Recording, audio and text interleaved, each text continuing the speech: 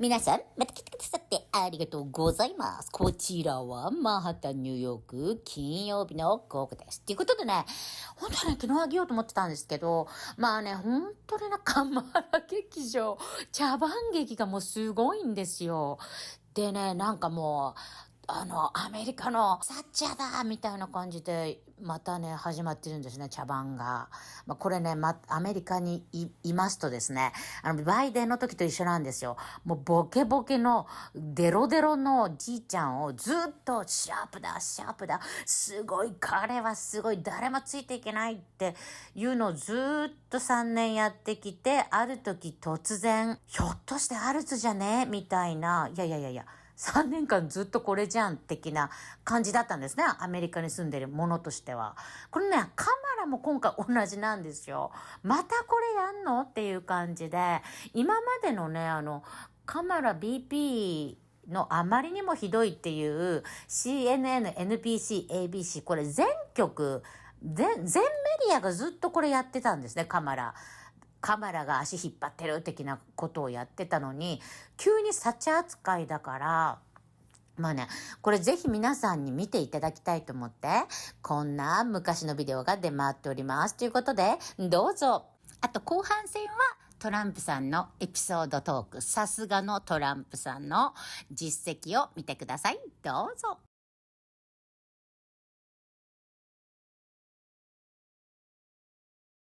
There are reports that say that you have the lowest approval rating of any vice president. Well, there are polls that also say I have great approval ratings. Swing voters don't like Harris. How big a drag is Kamala Harris on the ticket? She's a pretty big drag. I think she was arguably Biden's worst political decision. They don't like her. There's lots of reasons they don't like her. Kamala Harris's approval rating is now at 28%, which is an historic low for any modern vice president. We're hearing it from mainstream media, one outlet after another, one leak after another. The Kamala Harris is the worst vice president ever, the worst politician ever. We don't see the vice president. What people are saying to me, and I'm sure they're saying it to you, where's the vice president? Some White House officials are feeling that she came off looking unprepared for inevitable questions about when she might visit the southern border. We've been to the border. You haven't been to the border. And I haven't been to Europe. And I don't understand the point that you're making. The point that Lester Holt was making was obvious to anyone else who was watching this interview, which is that the issues at the border are inextricably linked with the portfolio that she's been given. The border is secure. We have a secure border. Bidenomics is working. Prices have gone up. And families and individuals are dealing with the realities of that bread costs more, that gas costs more. And we have to understand what that means. That's about the cost of living going up. By the way, did you see the video of what she said, Rob? I don't know if you guys saw this or not, what she said yesterday. She said, Trump's the reason the border is problematic. But if you vote for me, I will fix the border. She didn't say that. Are you guys joking? You didn't see this? No. Tell me you're joking. Hang on. Carrying water. Rob, do me a favor and play this clip. She just said this. When you see this clip, your angry patriot side's about to come out. Go ahead. Donald Trump does not care about border security. He only cares about himself. And when I am president, I will work to actually solve the problem. This is real? Is this real? Yeah. So here... She says... It's so absurd. It's so absurd. Hold on. She's the border czar. You're the emperor of the border. I know she wasn't. She was not the border czar. She was never the border czar. Yeah, the media's been doing that for a week. I still think... By the way, it's sad that I have to look to make sure this isn't AI generated, but... none of our people believe that. There's no way you believe that. Look, the media is gaslighting, and the media is carrying water for her. As I keep saying it, and over again. Exactly. You know who said that? Do you know who said that a long time ago? Pelosi?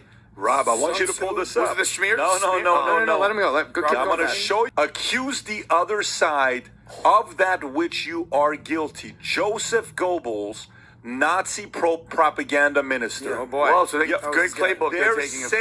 They're saying that the other side, Trump is the reason for messing up the border. And by the way, this is all you have to ask yourself. I lived this. Under 5 presidents, I worked under 5 presidents. Never have we seen a more secure border. You know this. This isn't a secret. The most secure border we've ever had was under Donald Trump.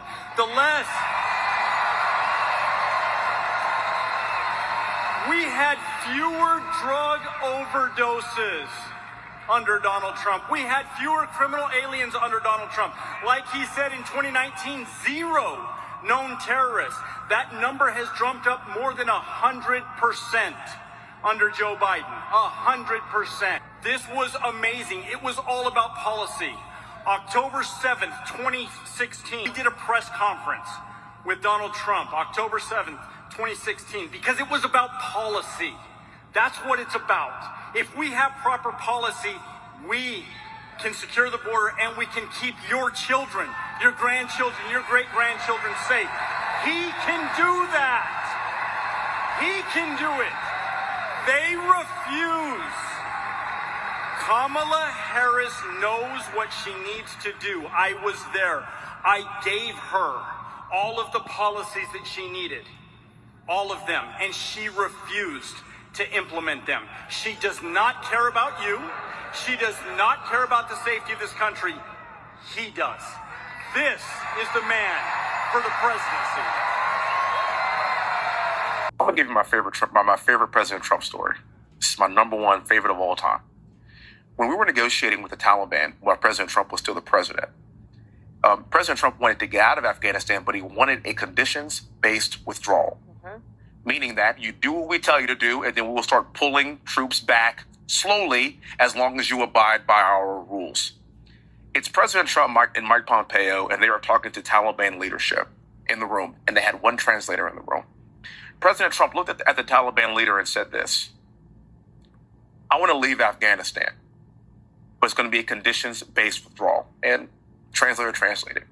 And he said, if you harm a hair on a single American, I'm going to kill you.